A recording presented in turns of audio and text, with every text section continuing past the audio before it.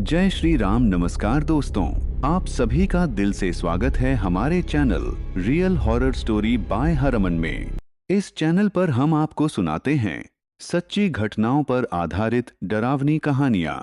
ऐसी कहानियां जो सिर्फ सुनने में ही नहीं बल्कि महसूस करने में भी डर पैदा कर दें। दोस्तों, रात के करीब 10:30 बजे थे। दिल्ली से दूर पहाड़ों के बीच बनी सुनसान सड़क पर एक बस धीरे धीरे आगे बढ़ रही थी। बाहर सिर्फ अंधेरा था, इतना गहरा कि खिड़की से झांकने पर अपना चेहरा तक साफ दिखाई नहीं दे रहा था। बस में कुल 7 लोग थे। ड्राइवर, कंडक्टर, एक बूढ़ा आदमी, एक औरत अपनी छोटी बेटी के साथ और पीछे वाली सीट पर बैठे 3 दोस्त समीर, करण और विशाल। तीनों दिल्ली से मनाली घूमने जा रहे थे, लेकिन मौसम खराब होने की वजह से सारी बसें कैंसिल हो चुकी थीं। सिर्फ यही एक प्राइवेट बस मिली थी। शुरुआत में सब ठीक था, लेकिन धीरे धीरे समीर को कुछ अजीब लगने लगा। पूरी बस में किसी के फोन में नेटवर्क नहीं था। ड्राइवर और कंडक्टर पूरे रास्ते एक शब्द नहीं बोल रहे थे। और सबसे अजीब बात, बस की खिड़कियों पर बाहर से लगातार किसी के हाथों के निशान बन रहे थे, जैसे कोई बाहर दौड़ते हुए बस को पकड़ने की कोशिश कर रहा हो। विशाल ने हंसते हुए कहा, भाई तू हॉरर फिल्में ज्यादा देखता है। लेकिन तभी बस अचानक जोर से ब्रेक लगाकर रुक गई। सभी आगे की तरफ झटके से गिरे।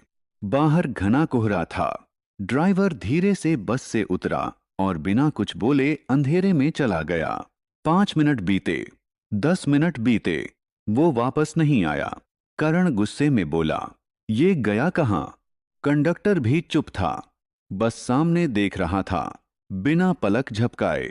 समीर ने धीरे से पूछा, भैया क्या हुआ? कंडक्टर ने बहुत धीमी आवाज में कहा, वो फिर किसी को लेने गया है। तीनों एक दूसरे को देखने लगे। किसको? लेकिन कंडक्टर चुप हो गया। तभी दूर कोहरे में एक परछाई दिखाई दी। ड्राइवर वापस आ रहा था, लेकिन वो अकेला नहीं था। उसके पीछे एक लड़की चल रही थी। सफेद कपड़े, लंबे बाल और नंगे पैर। उसका चेहरा नीचे झुका हुआ था। वो धीरे धीरे बस में चढ़ी और सबसे पीछे जाकर बैठ गई। बस फिर चल पड़ी, लेकिन अब माहौल पूरी तरह बदल चुका था। बस के अंदर अचानक बहुत ज्यादा ठंड हो गई। इतनी ठंड कि सबके मुंह से धुआं निकलने लगा। समीर ने पीछे मुड़कर उस लड़की को देखने की कोशिश की। वो बिल्कुल सीधी बैठी थी, हिल भी नहीं रही थी। बस उसकी गर्दन धीरे धीरे उनकी तरफ घूमने लगी। और तभी समीर का दिल रुकते रुकते बचा। उस लड़की की आंखें नहीं थीं, सिर्फ काले गड्ढे। समीर डरकर तुरंत सामने देखने लगा। उसने करण का हाथ पकड़ा, भाई पीछे मत देखना। लेकिन करण ने हंसते हुए पीछे देखा और अगले ही सेकंड उसकी हंसी गायब हो गई। उसका चेहरा सफेद पड़ गया। विशाल बोला, क्या हुआ? करण कांपती आवाज में बोला, वो इंसान नहीं है। तभी पीछे से बहुत धीमी आवाज आई, मुझे घर जाना है। पूरी बस में सन्नाटा छा गया। बूढ़ा आदमी आंखें बंद करके मंत्र पढ़ने लगा। वो औरत अपनी बेटी को सीने से चिपका चुकी थी और कंडक्टर अभी भी बिना हिले सामने देख रहा था। बस अब जंगल के बीच पहुंच चुकी थी। बाहर सिर्फ पेड़ थे। अचानक बस की सारी लाइट्स बंद हो गईं। पूरा अंधेरा, सिर्फ इंजन की आवाज। फिर पीछे से किसी के चलने की आवाज आने लगी, ठक ठक ठक, जैसे कोई नंगे पैर धीरे धीरे आगे आ रहा हो। समीर का गला सूख चुका था। आवाज और करीब आई, ठक ठक ठक। अब वो ठीक उनके पीछे थी। फिर विशाल ने धीरे से मोबाइल की फ्लैशलाइट ऑन की और चीख पड़ा। वो लड़की ठीक उनके पीछे खड़ी थी। उसका चेहरा अब पूरी तरह दिखाई दे रहा था। फटी हुई त्वचा, काला खून और आंखों की जगह गहरे अंधेरे छेद। उसका मुंह धीरे धीरे खुला, इतना ज्यादा जितना किसी इंसान का खुल ही नहीं सकता। और अंदर सिर्फ अंधेरा। तभी बस अचानक रुक गई। सभी गिर पड़े। जब समीर ने ऊपर देखा तो विशाल गायब था। उसकी सीट खाली थी, सिर्फ सीट पर खून फैला था। विशाल, लेकिन कोई जवाब नहीं आया। समीर पागलों की तरह बस में उसे ढूंढने लगा। तभी उसने देखा, बस की आखिरी सीट पर वो लड़की बैठी थी और उसके बगल में विशाल भी बैठा था। लेकिन अब विशाल की आंखें पूरी काली हो चुकी थीं। वो धीरे धीरे मुस्कुरा रहा था। समीर डर के मारे पीछे हट गया। कंडक्टर पहली बार अपनी सीट से उठा। उसने समीर की तरफ देखा और बोला, अब अगला कौन उतरेगा? समीर चिल्लाया, ये सब क्या है? बूढ़ा आदमी रोने लगा।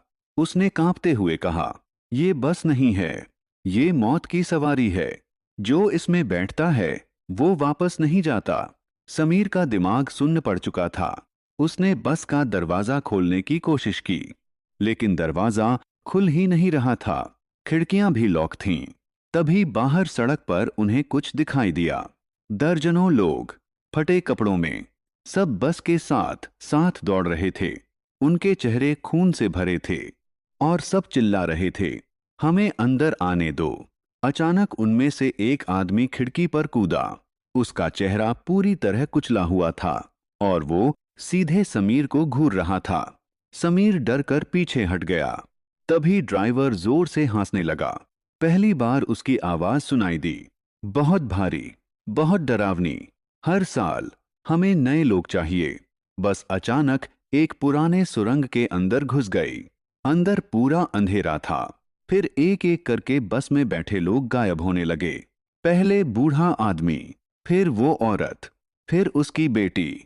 बस में अब सिर्फ समीर, करण, ड्राइवर और कंडक्टर बचे थे।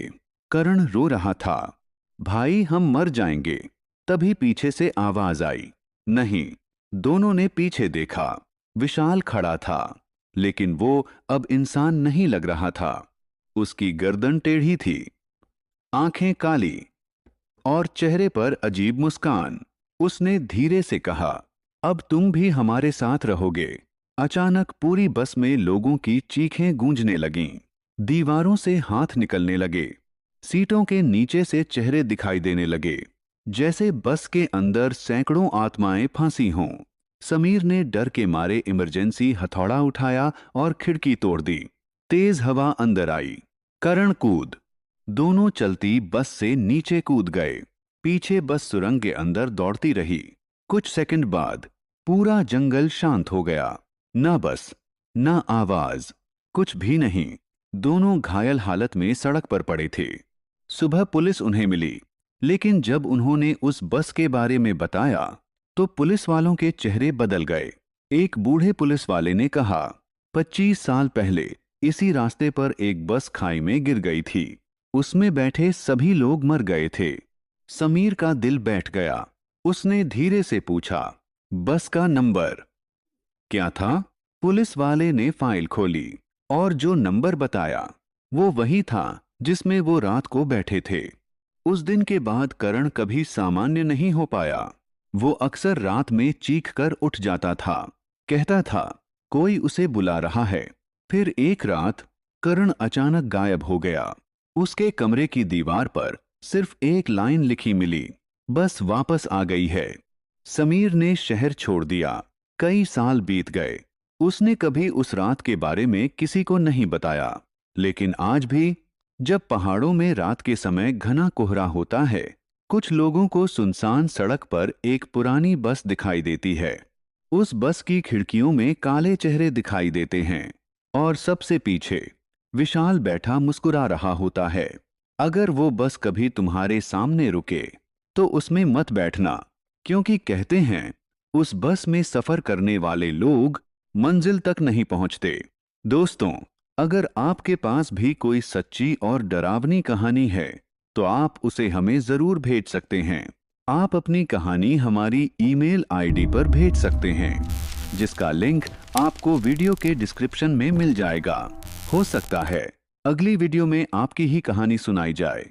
और अगर आपको आज की ये कहानी पसंद आई हो तो वीडियो को लाइक जरूर करें, अपने दोस्तों के साथ शेयर करें और चैनल को सब्सक्राइब करना बिल्कुल ना भूलें, ताकि आपको ऐसी ही और भी डरावनी कहानियां सबसे पहले मिलती रहें। साथ ही कमेंट करके जरूर बताएं कि आपको कहानी कैसी लगी। हम जल्दी ही एक नई और भी डरावनी कहानी के साथ फिर मिलेंगे। तब तक के लिए सावधान रहिए और सुरक्षित रहिए। जय